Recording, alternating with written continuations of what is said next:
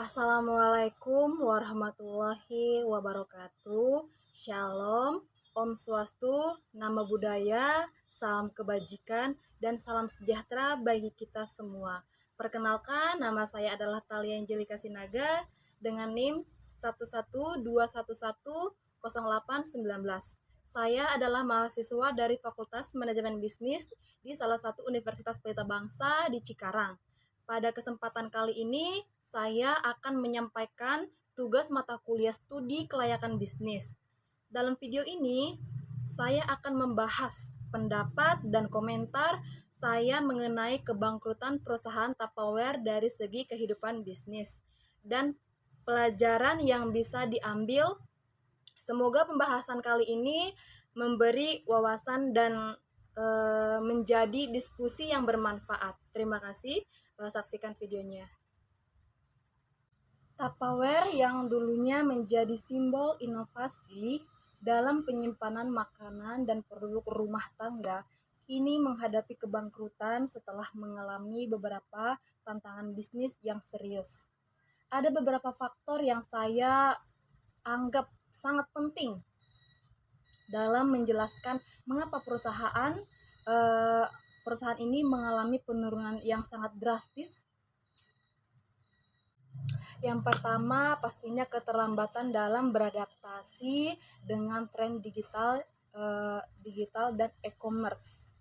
Pada awalnya, model penjualan langsung seperti Tupperware Parties berhasil menjangkau pasar dengan baik.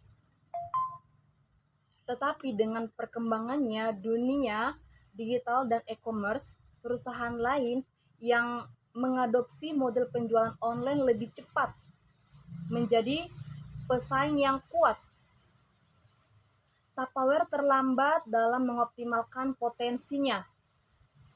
Bahkan pemasaran digitalnya dan e-commerce yang sekarang menjadi saluran utama dalam berbisnis.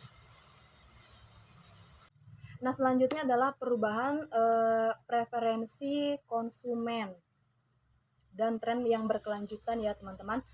Salah satu alasannya yang lain adalah kurangnya inovasi dalam merespon perubahan preferensi dari konsumen. Dan konsumen kali ini lebih memilih produk yang ramah lingkungan. Dan Tupperware yang sangat bergantung pada produk berbahan plastik tidak dapat mengimbangi tren yang berkelanjutan ini. Merek ini tidak cukup cepat dalam mengembangkan produk yang lebih ramah lingkungan. Pada isu plastik dan sampah lingkungan semakin menjadi perhatian utama masyarakat global. Persaingan pasar juga yang semakin ketat. Selain itu, Tupperware juga menghadapi persaingan yang semakin ketat dari produk-produk yang serupa. Bahkan ada yang lebih bagus dari Tupperware atau hampir sama mungkin ya, tapi dengan harga yang lebih di bawahnya Tupperware. Ya intinya kalau bahasanya dibilang lebih terjangkau dan lebih mudah didapatkan melalui e-commerce yang seperti tadi yang saya bilang bisa dapat dibeli misalnya di berbagai platform seperti Totok dan platform lainnya. Kita dapat membeli peralatan-peralatan seperti Tupperware atau sejenisnya seperti Tupperware ini, tempat makanan atau tempat minuman di berbagai platform dengan hanya duduk saja di rumah tanpa pergi keluar menggunakan sepeda motor atau yang lainnya, dan tidak membuat kita capek, contohnya seperti itu. Dan bahannya atau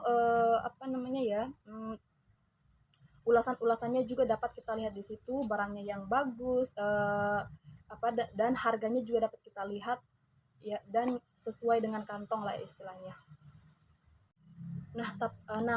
Tupperware juga banyak saingannya di era digital ini, di era e-commerce ini, yang mengembangkan produk penyimpanan makanan yang harganya lebih kompetitif dan dapat diakses lebih mudah oleh konsumen. Harga yang lebih kompetitif ini yang bisa digarisbawahi lebih murah daripada harga Tupperware ini. Bahkan varian-varian varian-varian bentuk dari tempat minum, tempat makan dan lain-lain sebagainya lebih unik dari Tupperware ini. Itu pesaing-pesaing dari perusahaan Tupperware juga tidak lagi dari kalangan menengah atas atau menengah standar, tapi juga bagaimana ya, semua mau menengah atas, bawah sampai ke bawah juga dapat membeli produk yang hampir sama dengan Tupperware dengan harga yang lebih kompetitif atau garis miring dibilangnya lebih murah daripada harga Tupperware ini. Tupperware menghadapi tantangan besar dari banyaknya persaingan yang hadir dengan produk yang serupa dengan Tupperware. Produk penyimpanan makanan berbahan plastik. Ada juga berbahan kaca atau berbahan alternatif yang lainnya yang semakin mudah ditemukan di pasaran dengan harga yang lebih terjangkau. Di mana sih dapat ditemukan produk-produk seperti Tupperware ini? Dapat ditemukan di berbagai platform e-commerce lainnya, menjadi saluran distribusi utama bagi kompetitor, memungkinkan distribusi utama bagi kompetitor ini memungkinkan konsumen untuk memilih berbagai alternatif dengan hanya beberapa klik saja, walaupun kita lagi rebahan atau sedang berada di kantor dan di tempat yang tidak terjangkau gitu. Kita dapat memesannya dengan dimanapun kita tanpa kita pergi ke tempat atau toko tersebut gitu. Nah, atau yang lebih jauhnya lagi ya teman-teman. Nah, kemunculan produk-produk ini yang generik ini dengan fitur yang serupa menggerus pangsa pasar Tupperware yang dulunya lebih unggul. Dan banyak perusahaan baru hadir dengan strategi pemasaran yang lebih segar dan lebih unik di mata masyarakat gitu. Dan lebih menarik masyarakat lagi untuk membeli produk yang mereka pasarkan, apalagi mereka memasarkan secara digital gitu. Dan cara pemasaran mereka itu dapat dipraktekkan dalam video pemasaran yang tadi yang di-sharekan di platform tersebut. Dan platform tersebut juga tidak hanya memasarkan produk-produk atau jualan-jualan seperti Tupperware ini, alat-alat makanan, bahkan baju juga dijual di sana di platform tersebut atau berbagai platform yang lainnya ya juga ada tempat hiburan. Jadi para konsumen juga tidak hanya ingin memesan dengan santai memesan produk-produk yang mereka beli gitu. Mereka juga dapat bersantai dengan menyaksikan atau fitur-fitur layanan yang lainnya seperti stand up comedy, bahkan berita-berita publik yang lainnya. Nah, kita tidak membahas sampai ke sana ya teman-teman. Kita hanya fokus membahas Tupperware ini yang bangkrut ini. Nah, yang saya bilang tadi, Tupperware yang dulunya lebih unggul dan banyak perusahaan hadir dengan strategi pemasaran yang lebih segar. Desain produknya juga yang sekarang-sekarang ini lebih menarik gitu, lebih menarik dari Tupperware ini. Yang tadinya seperti ini kemasan Tupperware ini yang di bawah ini, sekarang lebih unggul, lebih sangat menarik para konsumen untuk ingin membeli produk tersebut dan ingin memiliki produk tersebut berada di rumah mereka seperti itu. Ada juga yang lainnya strategi pemasaran yang lainnya ya, tidak hanya produk yang menarik bahkan juga harga yang lebih kompetitif atau sangat perusahaan seperti Rubbermaid dan Ziploc juga menjadi pesaing yang sangat besar. Mereka juga menawarkan produk yang tidak hanya fungsional, akan tetapi juga memanfaatkan tren terkini. Apalagi pada saat itu tren eh, anak-anak milenial dan diteruskan dengan generasi Gen Z. Mereka itu generasi milenial dan Gen Z ini sangat menggemari juga tren seperti Tupperware ini, produk-produk yang hampir serupa dengan produk Tupperware ini. Apalagi sekarang ya, yang kita lihat yang menyerupai Tupperware ini banyak produk-produk yang sangat unik. Bahkan karena keunikannya menarik generasi muda atau yang dibilangnya milenial dan generasi Gen Z ini untuk ingin membeli dan ingin memiliki produk tersebut untuk mereka istilahnya kalau mereka sedang bekerja atau hangout dan liburan membawa produk tersebut untuk dipakai atau sekilas untuk kadang juga ada yang membeli karena keunikan produk tersebut, bahkan ingin membeli produk itu untuk pajangan di rumah atau menyimpannya, atau untuk mereka membeli produk itu untuk memberikan hadiah untuk teman yang satu dan teman yang lainnya. Nah, seperti itu. Yang dibilangnya tadi fungsional ya, yang produk yang baru sekarang yang pesaingnya dengan Tupperware tadi. Produk tersebut juga seperti mendesain para pebisnis yang sekarang itu yang menyaingi Tupperware ini juga mendesain yang ramah lingkungan atau berbahan daur ulang, dapat didaur ulang. Hal ini menempatkan Tupperware dalam posisi sulit untuk bersaing gitu, terutama tanpa strategis pemasaran digital yang sangat kuat di era e-commerce sekarang ya teman-teman.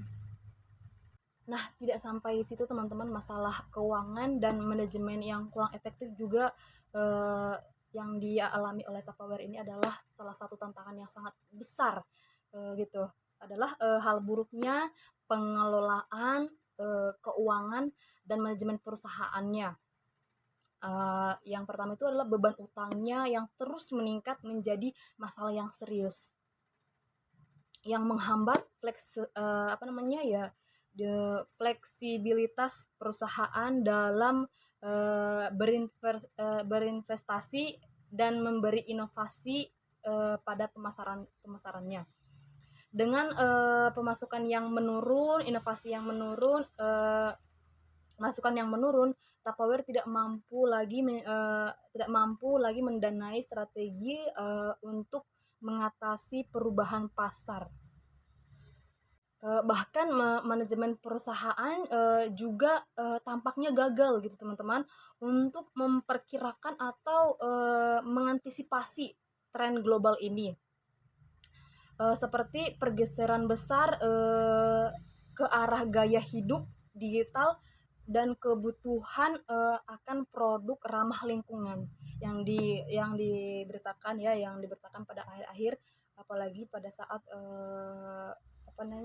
pandemi COVID-19 kemarin yang lalu ya.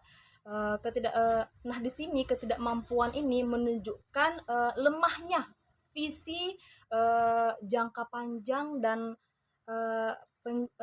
perencanaan strategi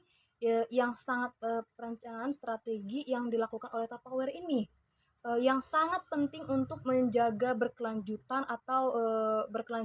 dalam sebuah bisnis Tupperware ini ya teman-teman. Nah, di sini dampak kehidupan bisnis pada perusahaan Tupperware ini adalah dampaknya ada di karyawannya.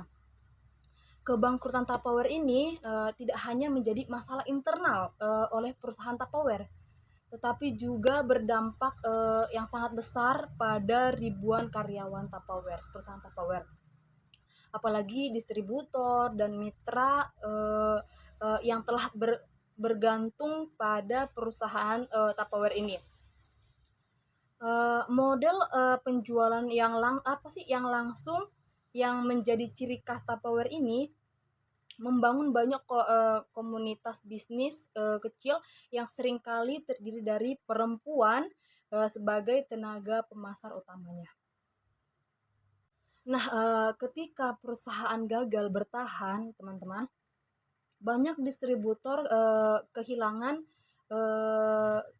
mata pencarian mereka yang sebelumnya memberi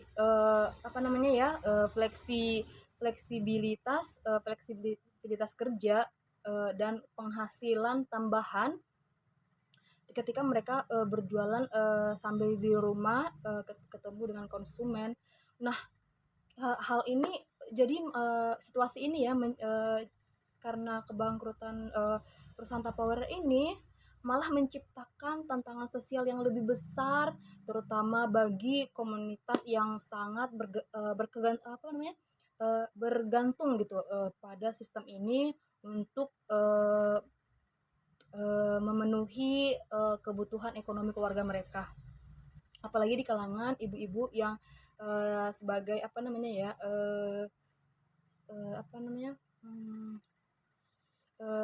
resellernya gitu. Nah, dampak ini juga sangat terasa pada rantai pasok termasuk produsen bahan baku seperti pabrik dan mitra distribusi. Hilangnya operasi perusahaan mempengaruhi ekosistem bisnis yang lebih luas, menunjukkan betapa pentingnya stabilitas finansial yang berkelanjutan bisnis tidak hanya bagi pemilik perusahaan Tupperware tersebut, tetapi juga bagi semua pihak yang terhubung terhadap perusahaan Tupperware ini. Seperti itu, teman-teman. Tentunya teman-teman menurut analisis retail juga dan Direktur Pelaksana Global Data Retail Neil Saunders, penurunan ini dikarenakan Tupperware juga tidak mampu menjangkau pasar konsumen muda, apalagi di generasi milenial dan generasi Gen Z. Penurunan tajam jumlah penjualan Tupperware ini, penurunan konsumen pada produk yang rumah tangga dan mereka juga dan merek mereka juga masih belum sepenuhnya terhubung dengan konsumen yang lebih muda seperti yang kita bilang tadi, generasi milenial dan generasi Gen Z tadi. Di sini juga ada berita yang saya lihat dari platform lain ya, kenaikan ada di sini pembahasan tentang kenaikan biaya baku. Selain penurunan penjualan, Tupperware juga semakin tertekan dengan situasi ekonomi. Kenaikan biaya bahan baku seperti resin plastik, tenaga kerja, dan pengiriman semakin menekankan margin Tupperware. Mungkin karena kenaikan plastik ini maka maka tinggi pula harga Tupperware ini ya. Tapi kembali lagi karena tidak ada inovasi dan pada bahan-bahan pembuatan Tupperware ini sehingga menyebabkan Tupperware bangkrut ya teman-teman. Nah, selama beberapa tahun terakhir juga posisi keuangan perusahaan telah sangat terpengaruh oleh lingkungan ekonomi makro yang sangat menantang ya teman-teman. Ada juga yang membahas produk favorit ibu-ibu ini, ya tepat sekali, Tupperware ini adalah produk favorit ibu-ibu, apalagi tentunya ibu saya, bahkan bibi saya juga sangat menyukai Tupperware ini. Bahkan mereka kadang bagaimana ya, sedikit saya cerita ya teman-teman mengenai Tupperware ini. Pada tahun di era sangat meningkatnya penjualan Tupperware ini. Saya masih ingat di saat saya masih kelas 6 SD, Tupperware ini lagi booming-boomingnya. Pada saat itu saya masih sadar bahwa Tupperware itu ada di rumah saya, ibu saya beli, bibi saya juga beli Tupperware ini. Sangat diminati. Nah, pada tibalah waktunya saya berangkat sekolah ya teman-teman. Ibu saya mengatakan memesankan bahwa tempat makan yang disediakan untuk saya ini adalah produk yang yang sangat mahal, bahkan lebih mahal dari kantong jajan saya. Nah, sedikit bernostalgia teman-teman, pada saat saya kelas 6 SD, beberapa tahun yang lalu ya, ibu saya selalu memberikan saya bekal gitu, bekal berupa makanan dan minuman. Nah, yang dimana makanan dan minuman ini tempatnya itu berupa produk Tupperware. Apalagi di era-era pada saat saya SD, produk Tupperware ini sangat tren di era-era apalagi di kalangan ibu-ibu ya teman-teman. Nah, seketika saya pulang dari sekolah, saya tidak yang namanya anak sekolah ya, capek sekolah, tidak ganti baju juga pada saat itu, sedikit bernostalgia ya teman-teman. Capek pulang sekolah, letakkan tas, tiba-tiba berbaring dan menyalakan TV. Ibu saya pas saya sedang tiduran dan menonton TV, film favorit saya juga, ibu saya selalu mengatakan seperti ini, "Neng, apa kamu biasa lah ya, bisik-bisikan kata-kata mutiara ibu-ibu, apalagi kalau kita belum mencuci atau belum memindahkan barang produk kesayangannya itu ke tempat cuci dan tidak mencucinya." Nah, seperti itu. Saya sering sekali bahkan diomelin gitu. Kenapa tentang produk Tupperware ini ya, sedikit bernostalgia ya teman-teman. Nah, selanjutnya kita akan membahas kembali ke topik ya teman-teman, tentang kasus Tupperware ini.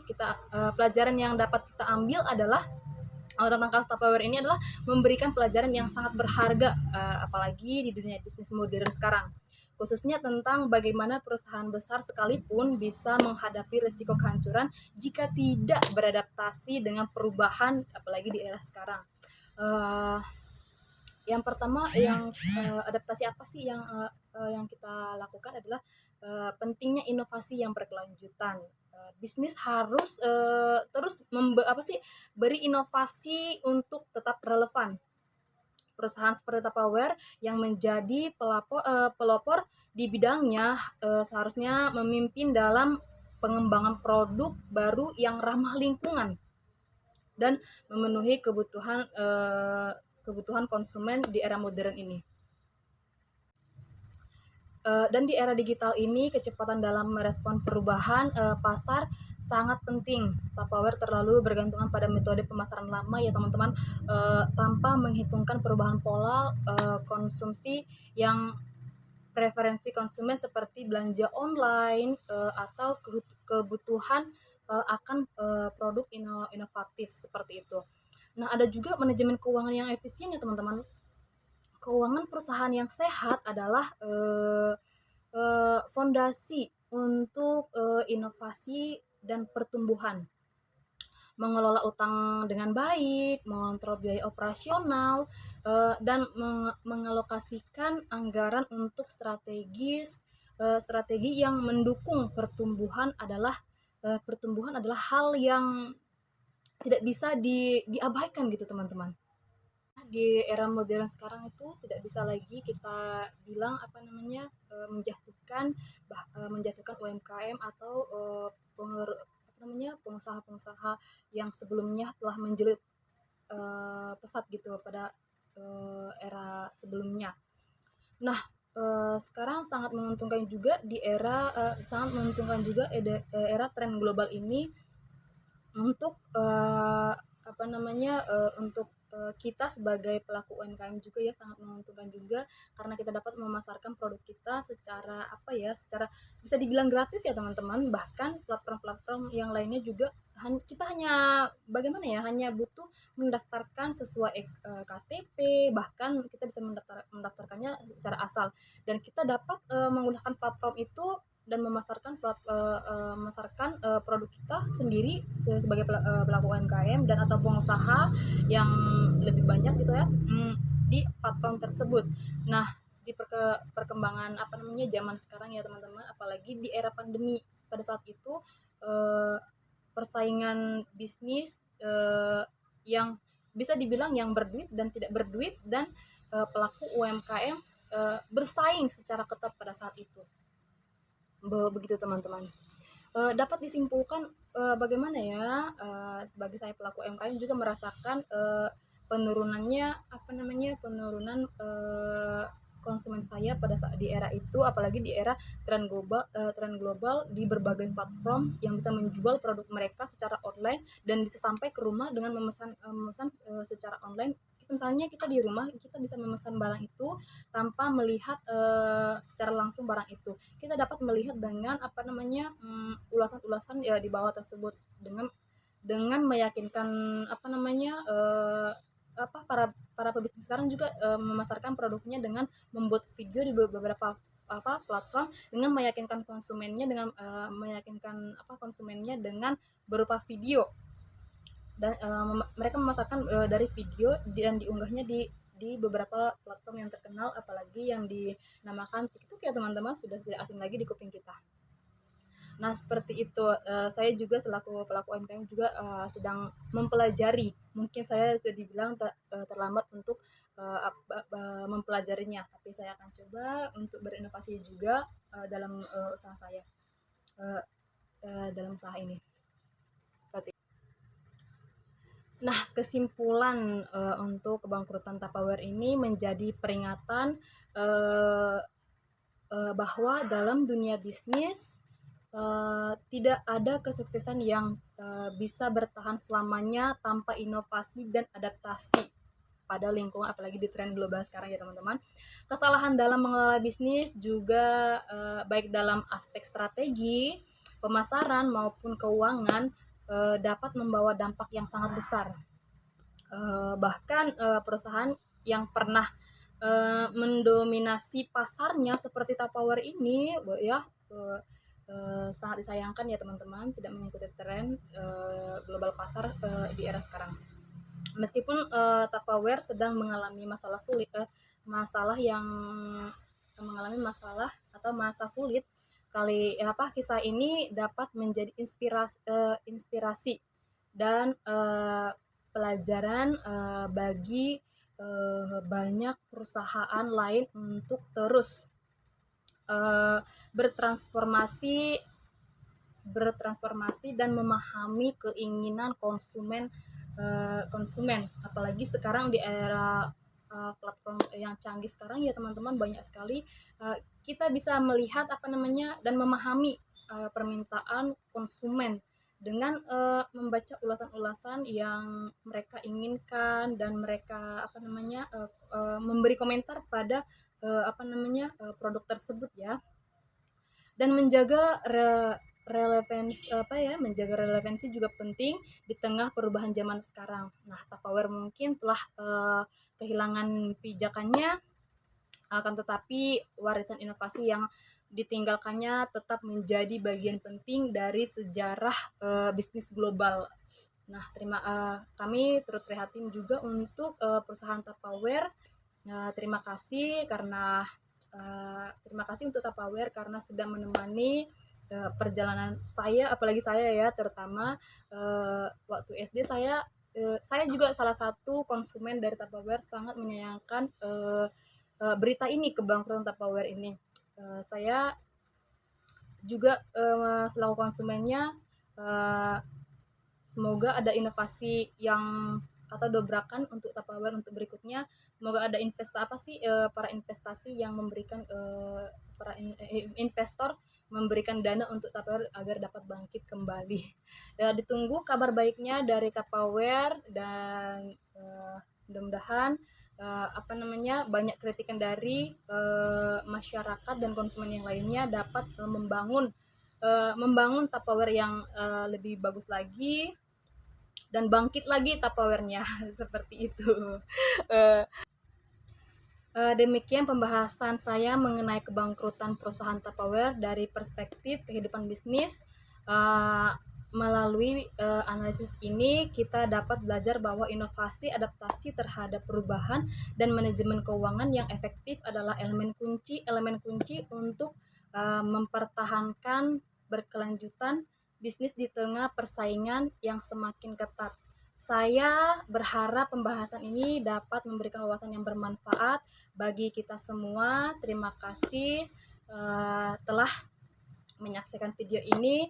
Sampai jumpa di kesempatan berikutnya. Wassalamualaikum warahmatullahi wabarakatuh. Salam sejahtera untuk kita semua. Terima kasih juga dan jangan lupa like, komen, dan subscribe YouTube ini. Jangan